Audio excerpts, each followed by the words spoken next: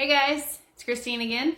So I wanted to give you a little backstory on my affiliate marketing journey. I did purchase a $7 course, but I did not purchase the blueprints. Let me tell you why. So I've been looking at affiliate marketing for quite some time, just like everybody else. And I'm like, well, it's $7, I'll try it.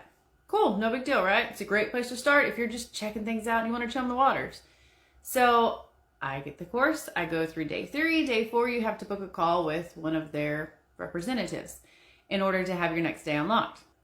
So I booked the call and then I was like, well, I'm seeing everywhere that they're going to try to upsell me and it's $2,500 for these blueprints. And man, I don't really know if this is what I want to do. So I canceled the call.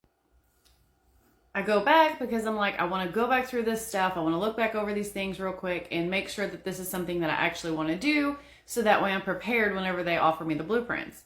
And guess what?